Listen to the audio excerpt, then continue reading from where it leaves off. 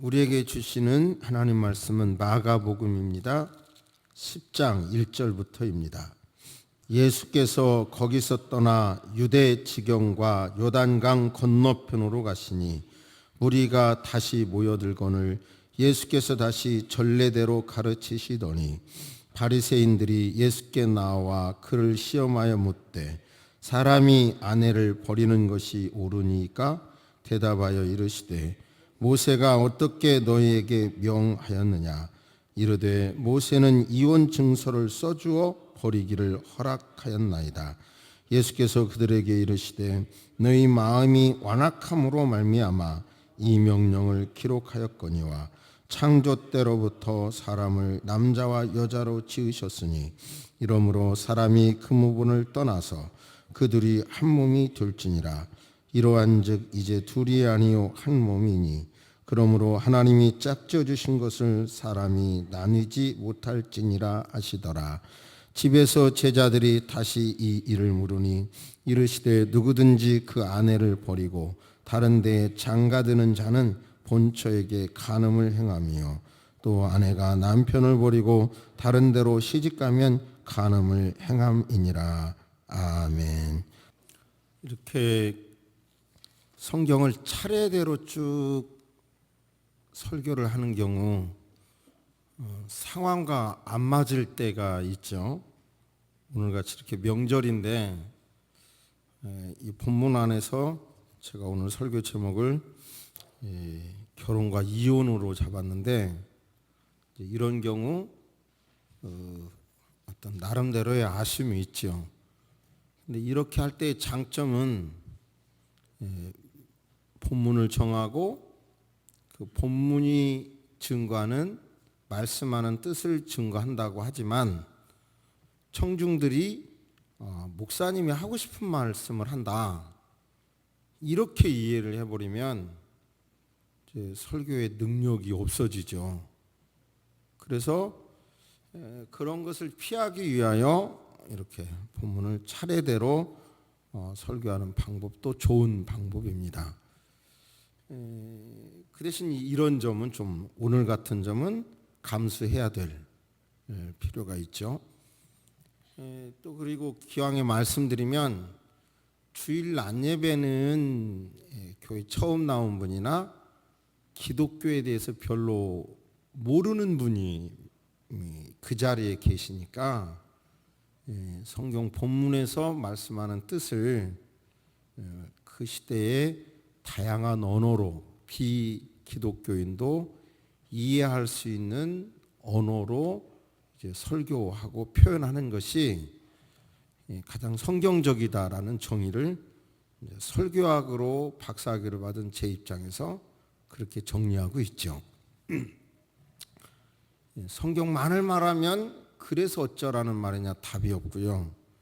성경이 없는 이슈만을 가지고 말하면 세상 강연과 다를 게 없으니까 또 바로 지금 말씀한 그런 방안을 가장 좋은 설교 방안이다. 그렇게 저는 정리하고 있어요. 아무튼 그래도 오늘 본문 말씀에서 이 명절에 결혼 제도와 이혼 제도에 대한 우리 뜻이 아닌 하나님의 어떻게 디자인하셨고 어떻게 생각하고 계시는가를 아는 것은 중요한 거라고 생각합니다. 하나님의 음성으로 들으시기를 주의 이름으로 축복합니다. 하나님께서 천지를 창조하시고 천지 창조의 하이라이트로 그 정점에 아담과 하와 남자와 여자를 혼인시켜서 천지 창조물을 활용하고 누리고 이용할 수 있도록 하셨어요. 그래서 가정을 하나님께서 처음 창조하신 거지요. 그런데 바로 또 아담과 하와께서 하나님의 명령을 어김으로 당해야 되는 아픔이 오늘날 이혼당하는 가정들이 당하는 아픔과 너무 흡사하더라고요. 우리가 예수 믿는다고 할 때 천국 개념이 지난주에서도요 말씀하기를 바로 모순되는 두 원리가 조화를 이룬다 천국에서, 그런 말씀을 드렸잖아요. 오늘 설교에도 그건데요, 이혼은 하지 말아라 이렇게 강조해놓고 또 한편 이혼한 사람은 이해하라 이렇게 나와요. 이게 모순이죠. 이혼하지 말라 했으면 이혼한 사람에 대해서는 또 그러면 하대하라 이래야 될 건데, 성경 내용을 볼 때 이혼은 하지 말아라 강력하게 말씀하시고, 그래도 이혼한 사람에 대해서는 또 보다듬어 주어라, 이런 내용이 성경의 내용이죠. 서로 충돌이 되는 내용인데, 우리 예수 믿는 사람은 성경이 말씀하시면 우리 이성으로 이해가 되지 않더라도 또는 손해가 되더라도 안 받아들여지더라도 그것을 받아들이는 그런 의식의 전환, 가치관의 변화, 패러다임의 변화가 있기를 주의 이름으로 축복합니다. 그것을 설명하기 위하여 연옥의 이야기를 먼저 설교하기 전에 말씀을 드리겠습니다. 12세기 말까지 연옥이라는 단어가 존재하지 않았어요. 그런데 로마 교회가 연옥의 교리를 만듭니다. 저도 깜짝 놀랐는데요, 종교인의 어떤 설교가 아니라 서울대학교 영문학과 여자 교수께서 그 문학을 설명하면서요, 고전을 설명하면서 그 연옥교리에 대하여 이렇게 말하더라고요. 아주 착한 사람은 천당을 가고 아주 악한 사람은 지옥을 가는데 거의 대부분의 사람을 연옥을 간다고 교리를 만들었다. 그러니까 대부분의 사람이 아주 악하거나 아주 착한 게 아니니까 대부분의 사람이 연옥에 가서 어느 정도 연옥에서, 이건 알려진 얘기죠, 어느 정도 죄값을 치른 다음에 이제 낙원 천당으로 가도록 되어 있는 것이 연옥교리를 만든 것이다. 그런데 이제 많은 사람들은 자기가 연옥에 가겠다 생각하니까 교회로 하여금 내가 연옥에 갔을 때 나를 기도해 주세요 이렇게 부탁하게 되고, 또 후손들은 조상이 연옥에 갔을 때 빨리 연옥에서 벗어나도록 기도하게 하므로 교회의 권세가 강해지도록 한 것이다, 이런 논리로 설명을 해서요, 제가 신학책에서만 보던 내용과 좀 다르지만 문학의 관점에서 그래도 상당히 그 배경에서 그렇구나 이해했어요. 그러니까 나름대로, 그래서 심지어 어떤 경우까지 생기냐면요, 대부분 연옥 간다면 이 복잡한 세상에서 그냥 빨리 죽자, 그리고 교회나 후손으로 하여금 나로 하여금 연옥에서 빨리 끝나서 천당 가도록 기도해 달라고 하자, 이런 논리도 개발이 됐더라고요 그 당시에. 근데 아무튼 나름대로의 연옥교리의 장점, 많은 사람에게 위로를 주는 장점이 있었지만 종교개혁을 하면서 연옥은 없고 천당과 지옥만 있다 라고 하므로 그 교수 말씀은 굉장히 사회적 변화가 많았다는 것이, 사람의 마음의 변화와 사회적 변화가 엄청 있었다는 것입니다. 저와 여러분들은 이성적으로 이해가 되든 안 되든, 어떤 것을 내가 주장함으로 손해가 있든 유익이 있든, 성경이 있으면 아멘하고 없으면 노하는, 내 생각이 잘못됐으면 그것을 접는, 그렇게 분명한 신앙인이 될 때 우리를 통해서 하나님의 나라가 이루어질 것입니다. 성경이 말씀한 행복이, 권능이, 그리스도인으로의 권능이, 아버지 하나님의 권능이 여러분에게 다가오게 될 줄로 믿습니다. 오늘 특별히 결혼과 이혼에 대하여 본문을 통해서 이해가 안 되더라도 받아들여지는 은혜가 있기를 주의 이름으로 축복합니다. 아멘. 본문에서 어떤 교훈을 받을지 생각해 보시기를 바랍니다.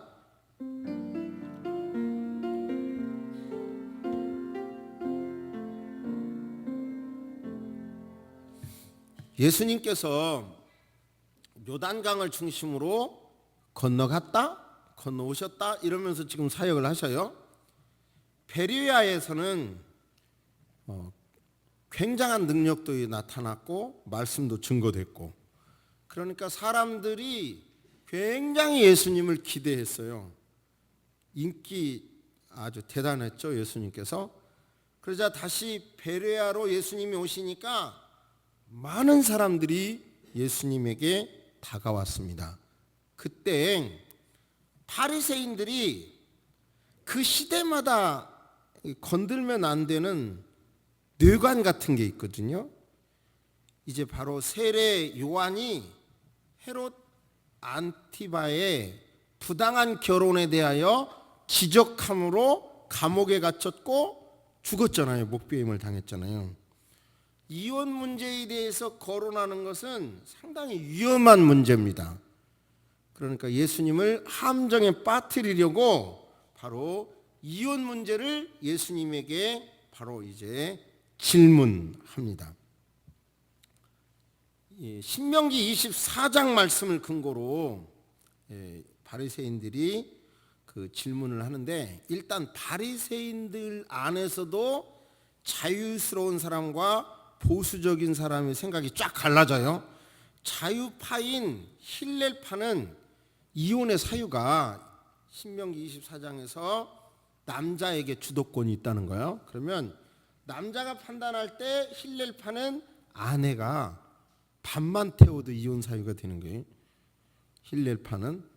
근데 샤마이파 보수파는 아내의 부도덕한 행위가 있을 때 이혼할 수 있다고 생각을 해서 그들 사이에도 갈등이 있었는데, 예수님께 묻습니다. 바리새인들이 남자가 아내를 버리는 것이 옳습니까? 남자가 아내를 버리는 것이 옳습니까? 그러자 예수님은 이때, 예수님의 화법이 참 대단해요. 바로 즉답을 하시지 않고 반문하십니다. 그래? 모세가 너희에게 뭐라고 명령했냐? 이 말은 예수님의 화법 중에 세금 내는 게 옳아요? 옳지 않아요? 그랬을 때 동전을 보이면서 이 화상과 이 글이 네 것이냐? 그러죠? 그러니까 가이사의 것은 가이사에게, 이렇게 하나님의 것은 하나님에게, 이렇게 말해버리면서 그들의 질문을 피해가시고 오히려 진리를 말씀하시죠. 신명기 24장에 사람이 아내를 맞이하여 데려온 후에 그에게 수치되는 일이 있음이 발견하고 그를 기뻐하지 아니하면 이혼 증서, 조건이에요. 이혼 증서를 써서 그의 손에 주고 그를 자기 집에서 내보낼 것이요, 그 여자는 그의 집에, 남자의 집에서 나가서 다른 사람의 아내가 되려니와. 여기서 중요한 것은요, 이혼 사람이 악하니까 이혼 사유가 발생하는 거예요. 그러니까 모세를 통해서 이혼하려거든 이혼 증서를 써줘라. 그 당시 악용하는 남자는 뭐냐면 여자를 더 힘들게 하기 위하여 실상은 이혼 상태로 살면서도 이혼 증서도 안 써줘요. 그러니까 나가서 여성이 요즘처럼 생활을 할 수 있는 환경도 아니고, 그런 여성이 굉장히 어려움을 당하는 거예요. 그러니까 차선책으로 이혼을 하려거든 증인을 데려다가 이혼 증서라도 써주고 이혼해라 이 말이에요. 그래야 재혼이라도 하지 않겠냐. 차선으로 이런 말씀을 하셨어요. 그러자 예수님은 그렇게 모세 이야기를 하시면서 한층 더 원리를 말씀해요. 원리. 그게 뭐냐면 창조 원리인데 하나님이 자기 형상 곧 하나님의 형상대로 사람을 창조하시되 남자와 여자를 창조하시고 일부 1초제죠. 그리고 또 2장 24절에서 남자가 부모를 떠나 그 아내와 연합하여 한 몸을 이룰지로다. 이 말씀을 예수님이 인용하죠. 그러니까 이 말씀은 하나님이 그러므로 하나님이 짝지어 주신 것을 나누지 못할 것이니라. 여기서요 우리 흔히 관계대명사 말하잖아요. 이 관계대명사도 단수를 써요. 여기서 둘이 한 몸이 됐다고 할 때는 단수를 쓰고요. 동사는 성경이 쓰여진 단어를 보면 부정과거형이라는 단어를 쓰는데요. 단번에 한 번에 짝을 지어주지만 영원히 짝 지어줬다는 그런 의미로 씁니다. 그러니까 결혼을 하게 되면 단번에 영원히 짝 지어줬다. 하나님이 짝 지어줬다.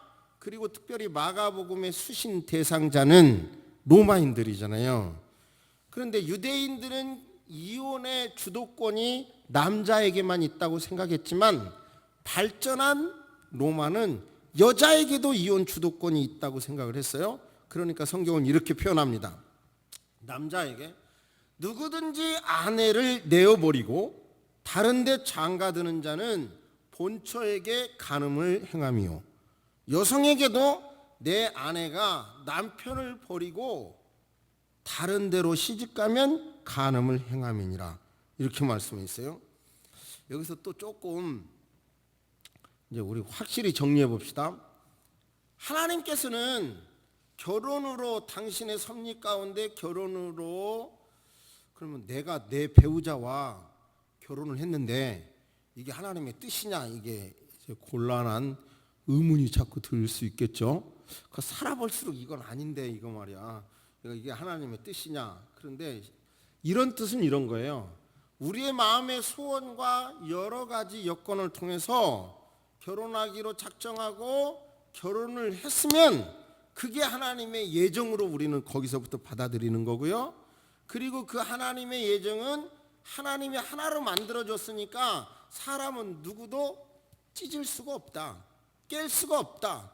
그래서 그리스도인들은 이혼은 안 된다라고 정답을 가져야 돼. 자, 정답입니다. 나름대로 예수 믿는 사람은 이혼은 할 수 없다. 이렇게 받아야 되고요. 하나님이 짝지어 주신 것을 나는 나눌 수 없어. 이렇게 생각하시기를 주의 이름으로 축복합니다. 왜 아멘 소리 안 나와요? 합시다. 할렐루야. 할렐루야. 그런데요. 여기서 이제 고린도전서 7장 말씀입니다. 어떤 형제에게 믿지 않는 아내가 있는데 남편과 함께 믿지 않는 아내가 살기를 원한다면 그러니까 믿지 않는 아내가 믿는 남편과 나 헤어지지 않고 계속 살기를 원해요. 그러면 그 여자를 버리지 말라. 또 어떤 여자에게 여성은 이제 믿어요. 남편이 있는데 그 남편이 내 아내와 헤어지기 원하지 않아요. 그러면 그 남편 버리지 말라. 믿지 않는 남편이 그 아내를 통하여 거룩하게 되고 믿지 않는 아내가 그 남편을 통하여 거룩하게 되기 때문에 비신자가 이혼을 원하지 않는다면 그렇게 하지 말아라. 이렇게 말씀해요. 근데 여기서 그러면 이혼에 대해서 말씀을 드리면요. 자, 그렇다면 이혼에 대해서는 어떻게 되냐? 성경이 말씀한 이혼 사유가 있어요. 그건 다 알죠. 그것은 뭐냐면 간음한 사건. 내가 너에게 말하노니 누구든지 음행한 이유 외에 자기 아내를 버리고 다른 여자와 결혼하는 자는 간음하는 것이다. 그러니까 이혼 사유가 배우자가 간음하면 이혼해도 된다. 근데 성경 전체를 찾아보면요, 또 있어요. 찾아보니까 그게 뭐냐면 지금 고린도전서 7장에서 유명한 말씀인데요. 믿지 아니하는 자가 갈리거든 갈리게 하라. 아까 읽은 말씀이에요. 믿지 아니하는 배우자가 살고 싶습니다. 그러면 살고, 그런데 믿지 아니하는 남편이 아내를 버리고 유기할 경우, 남편으로서 해야 할 일을 안 할 경우 이혼해라. 그 조건도 있어요. 두 가지 조건이에요. 그러니까 지금 여기서 제가 이혼하지 말라는 얘기만 한다면 그게 성경적일까 많이 고민을 해봤어요, 이 본문에서. 근데 꼭 그게 성경 전체를 보면 그게 아니에요. 신명기 24장의 문제도 있고 이혼 증서를 써주고 해라는 말씀도 있잖아요. 그런데 여기 고린도전서 7장 15절에는 믿지 아니하는 자가 갈리자고 하거든 갈라서라, 이렇게 말씀하고 있어요. 믿지 아니하는 자가. 그러면 또 하나님은 이혼에 대해서 어떻게 생각을 하셔요? 제가 어젯밤에 이렇게 아내에게 말했더니 그 이상한 소리 하지 마세요 그러더라고요. 하나님도 이혼하셨어? 내가 그랬더니 이상한 소리 하지 마세요 그래요. 말이 돼요? 하나님도 이혼하셨어요. 보세요. 에레미야 3장 8절에 내게 패역한 이스라엘 백성이 간음을 행하였으므로 내가 그를 내어 쫓고 이혼서까지 주었으되. 그래요? 이혼은 하나님께서 나는 이혼한 자를 미워하노라 말라께서요. 나는 이혼하는 것을 미워하노라 말라께서에서 그러셨는데요. 나는 내 백성이 간음함으로 나 내 백성과 이혼서 써주고 이혼했다. 이사야 50장에서 내가 너희 어미를 내어보낸 이혼서가 어디가 있느냐 그러는 거예요. 그러니까 하나님도 이스라엘 백성과 나도 이혼했다, 그러는 거죠. 여기서 우리가 중요한 것은 우리 시대에 우리 주변에 이혼한 사람들이 많이 있죠. 그런데 아담과 하와를 통해서 보니까 이혼한 사람들이 당해야 되는 아픔을 어쩌면 그렇게 잘 해놨는지 모르겠어요. 아담과 하와가 하나님께서 선악과 따먹지 말라고 했잖아요. 그런데 선악과를 따먹었습니다. 따먹고 난 다음에 어떤 현상이 벌어지냐면 하나님과 단절, 부부끼리도 단절이 돼요. 그러죠? 커뮤니케이션이 단절이 되고 인격적인 교류가 끊어지게 되고 신뢰와 기대가 끊어져 버리게 돼요. 하나님과 단절로 죽음이 오고 부부간의 단절로 굉장히 또 다른 어려움이 생기는 건데, 두 번째, 아담과 하와가 범죄한 이후에 두려움에 빠지게 됩니다. 그래서 나무 그늘 밑에 숨게 되죠. 두려움에 빠집니다. 공포 속에 빠지게 돼요. 그러니까 이혼당한 사람은, 이혼을 경험한 사람은 지금 나름대로 두려운 거예요. 주변의 시선이 두려운 거예요. 이런 명절에 더 두려운 거예요. 명절이 가시방석인 거예요. 갈 데가 없는 거예요. 또 이혼을 하고 나니까 아담과 하와도 서로 책임 전가하잖아요. 하나님이 짝져주신 저 여자가 먹으라고 해서 먹었어요 이러잖아요. 책임 전가해요. 이혼한 사람들은 서로가 원래는 내 뼈 중에 뼈요, 살 중에 살이라고 사랑 고백했던 사람들이 네 탓이야 서로 하고 있어요. 서로 실제로 이혼 말은 이제 지난 다음에 그래도 내가 다 잘못했지 이럴 수 있지만 마음속에 상대방의 잘못으로 내가 어려움 당한다고 다 그러기 때문에 책임 전가하게 되죠. 그 다음에요, 이 사건 이후에 여자에게는 바로 남자를 사모하고 남자에게 다스림을 받는 형벌이 임하게 되고요. 그리고 남자에게는 땀 흘려야 먹고 살 수 있는 수고가 뒤따르게 돼요. 그러니까 지금 이혼한 사람들은 수고와 그 다음에 그 상대방 때문에 내가 피해를 봤다는 것과 두려움과 그 다음에 단절 속에 외롭고 힘든 삶을 사는 거예요. 그러므로 우리 예수 믿는 사람은 나에게는 이혼할 수 없어, 이혼해서는 안 돼 라고 말하지만 이혼한 사람에 대해서는 따뜻하게 보다듬어 주고 안아줘야 될 마음의 여유가 있어야 합니다. 아멘 합시다. 할렐루야. 할렐루야. 그러니까 우리 마음은 이제 서로 모순이잖아요. 이혼하지 말라 그랬으면 이혼한 사람에 대해서도 관계하지 말라 성경이 이래야 되는데 이혼하지 말라 이렇게 말씀하시고 이혼한 사람은 이렇게 하니까 하나님도 이혼하시지 않았냐. 모두를 사랑하라, 모두를 포용하라, 두려워하는 사람을 감싸줘라, 대화가 단절된 사람에게 대화의 상대가 돼주고 보다듬어 주어라 라고 말씀하는 거 있죠. 그러니까 이 상호 모순 속에서이지만 저와 여러분은 이 속에서 그냥 이성으로 이해가 안 되더라도 아멘으로 받아야 될 줄로 믿습니다. 구체적으로 이 말씀에서 우리 시대에 어떻게 그러면 내가 적용할 것인지 한번 조금만 더 생각해 보시기를 바랍니다.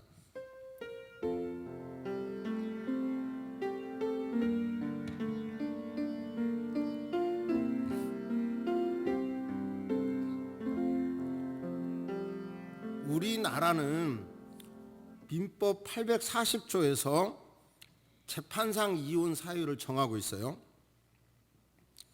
그러니까 합의 이혼 말고 재판상 이후에 성경하고 참 비슷한 데가 있어요. 첫째, 배우자에게 부정한 행위가 있을 때. 둘째, 배우자가 악의로 다른 일방을 유기한 때. 이 성경의 내용이 많이 반영되어 있죠. 근데 여기서부터 이제 상당히 문제가 돼요. 바로 이혼 전문 변호사들이 가장 호황을 누릴 때가 언제냐면요. 바로 명절 지나고랍니다. 명절 지나고 나서 이혼을 해야 되겠다고 상담하는 건수도 가장 많고 그 다음에 뭐예요? 이혼 접수도 가장 많다고 그래요. 이따 설명하겠고요. 그러니까 배우자 또는 그 직계 존속으로부터 심히 부당한 대우를 받았을 때, 그것도 이혼 사유예요. 직계 존속의 배우자로부터 심히 자기 직계 존속이 배우자로부터 심히 부당한 대우를 받았을 때, 그리고 배우자의 생사가 3년 이상 불분명할 때, 분명하지 아니할 때, 이 여섯 번째가 큰 문제가 되는데요. 기타 혼인을 계속하기 어려운 중대한 사유가 있을 때, 여기서요 최근에 이슈가 되는 사건들이 있는데, 북한에서 탈북해서 남한에 와서 굉장히 재산을 만든 사람이 있어요. 근데요 북한에서 그 자식이 유산 청구 소송을 했어요. 참 이게 이제 법리적으로 복잡하죠.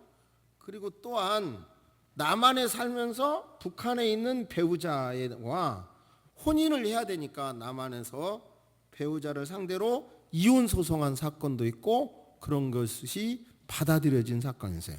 아무튼 이 문제는 굉장히 많은데요.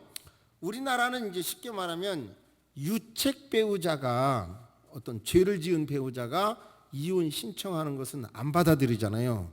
그게 전원 합의체 판결인데 최근에는 특별한 경우 유책자라도 받아들이는 판례도 있어요. 한 예로 기러기 아빠가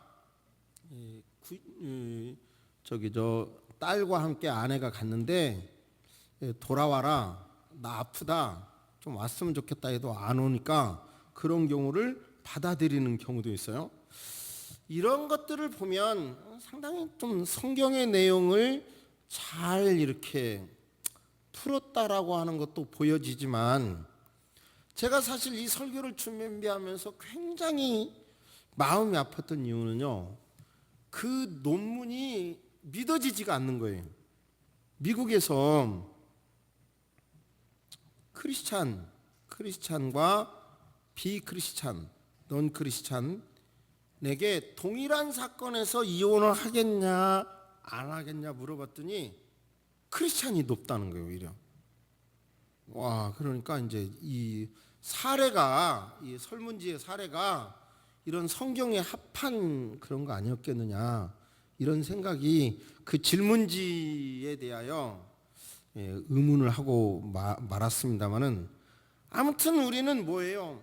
이 세상의 법이 정한 이혼 사유가 있어도 하나님께서 합한 걸 짝지지, 헤어지지 말라, 쪼개지 말라 한 것을 그냥 하나님의 명령으로 받으면 하나님이 책임져 주실 줄로 믿습니다.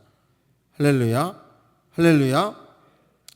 그런데요, 정말 우리는 지금 시대가 막 이렇게 변하는 세상에서 여러분이 이혼 않게 되기를 바라고요. 그런데 2014년 사법연감을 보니까 그 황혼이혼이, 즉 황혼이혼이라 하면 첫째 20년 이상 혼인 생활을 한 사람, 50대 60대 이상인 사람, 이혼이 28%나 되더라고요. 황혼이혼이 그렇게 많다는 거예요. 그러니까 참 이걸 어떻게 이게 해야 되나. 그러면 이 정도가 된다면 우리 예수 믿는 사람이 내가 우리 크리스찬들이 이혼하지 않게 하기 위해서는 어떻게 해야 될까? 각자 노력을 해야 되는데요. 제 생각에는 그 시대적인 흐름을 우리 크리스찬이 앞장서서 이런 것은 과감하게 비본질적인 것은 확 이렇게 바꿔야 된다고 믿습니다. 본질은 지키지만, 한 예로요,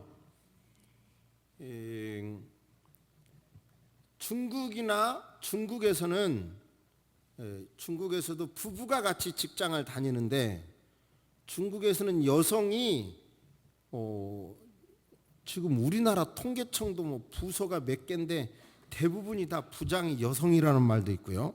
어느 한 해를 보니까 지금 여성이 뭐 행정고시, 사법고시, 외무고시, 이게 수석이 거의 대부분 여성이 나오잖아요. 지금 아주 무시무시한 때예요, 지금 때가. 그런데 중국 같은 경우는 그런 직업을 여성이 계속 하더라고요. 근데 한국은 그런 전문직 여성이 어느 순간에 탁 육아를 선택하고 직장을 그만두는 거예요.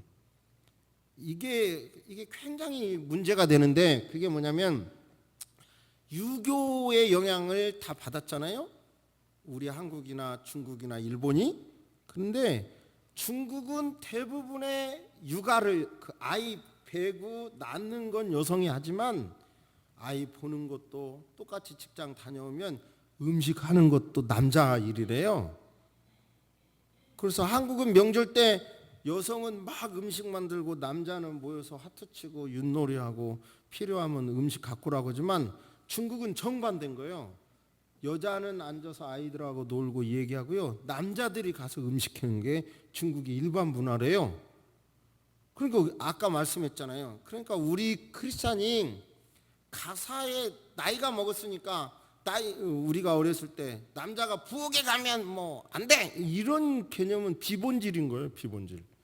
그러니까 내 가정을 이혼당하지 않도록 하기 위해서는 나이가 먹었어도 정말 여성이 힘들지 않도록 이렇게 가사를 돕고 음식도 만들고 그래야 되죠.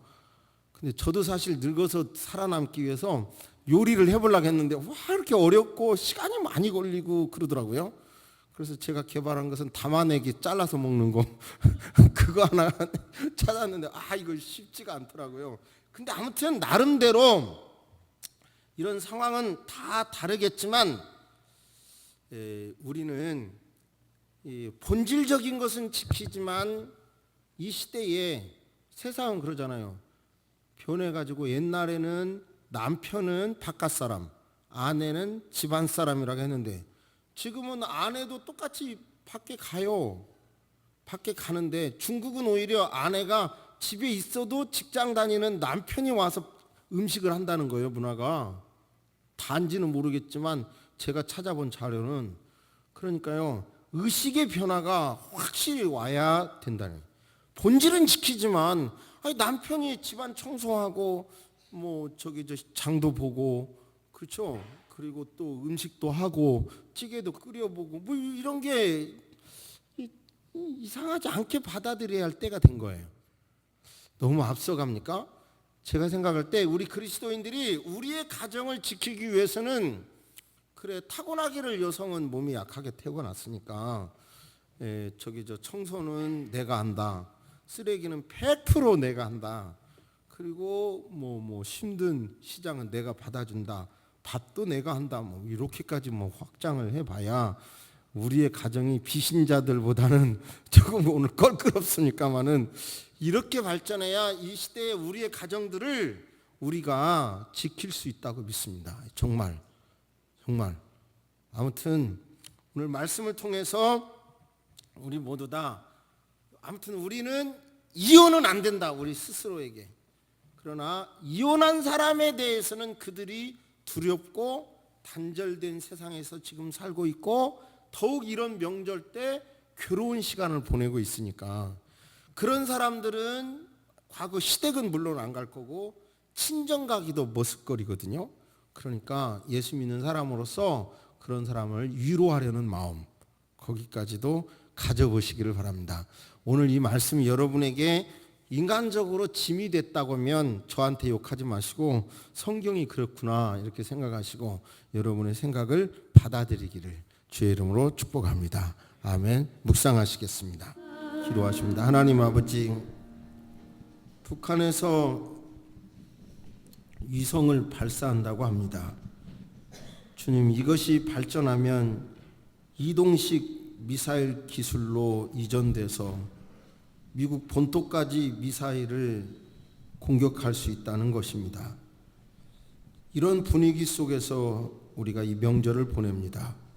이런 사건을 들으면서 우리가 노력해도 가정의 행복이나 국가의 행복에 한계가 있고 그렇기 때문에 하나님이 도와주셔야 된다는 믿음을 분명히 갖게 하여 주옵소서. 하나님 아버지, 우리 성도님들의 가정을 지켜주옵소서. 행복한 가정이 되도록 인도하여 주옵소서. 하나님 아버지, 상식이 있는 가정들이 되도록 인도하여 주옵소서. 남편과 아내 모두에게 하나님 아버지 본질을 지키고 비본질적인 것은 수용하고 노력하려는 마음을 저들에게 허락하여 주시옵소서. 하나님 아버지, 명절을 지내면서 마음이 외로운 분, 오히려 어려운 분 있습니까? 저들을 위로하여 주시고 축복하여 주옵소서. 하나님 아버지, 어떤 이 시대의 흐름이 바로 며느리들이 시어머니, 시아버지를 꺼려하고 어려워하고 멀리하는 경향이 너무 두드러지고 있습니다. 이런 때 우리 그리스도인들은 어떻게 해야 할 것인지 나 편한 대로, 나 좋은 대로가 아니라 하나님이 뭘 원하시는지를 생각하며 다른 대로 다 옳은 선택을 할 수 있도록 주님이 원하시는 선택을 할 수 있도록 도와주옵시기를 기도합니다. 명절에 보기는 웃으면서 보지만 마음속에로는 상처가 있고 아픔이 있고 아버지 하나님 문제를 해결해 주고 싶어도 해결되지 않는 그런 안타까운 사연들을 다 축복해 주셔서 주님 우리에게 권능을 주셔서 우리 가족들의 문제를 해결할 수 있도록 하나님 은혜를 주시고 하나님 축복해 주옵소서. 아버지 하나님, 이 명절 기간이 성도님들에게 쉼이 있고 사랑이 충전이 되는 그런 명절이 되도록 하나님 축복해 주옵소서. 아버지 하나님, 이 한반도의 전쟁의 공포 사라지게 도와주시고 절대로 놓칠 수 없는 평화통일, 민주통일이 이루어지도록 도와주시며 아버지 명절을 통해서 주의 나라가 오히려 이루어질 수 있도록 도와주옵소서. 아버지여, 모든 곳에서 흩어져서 예배드린 성도의 기도도 예배도 받으신 줄로 믿습니다. 지금은 우리 주 예수 그리스도의 은혜와 우리 하나님의 놀라우신 사랑과 성령님의 감화 감동 교통하심이 이제로부터 영원토록 함께 있을지어다. 아멘.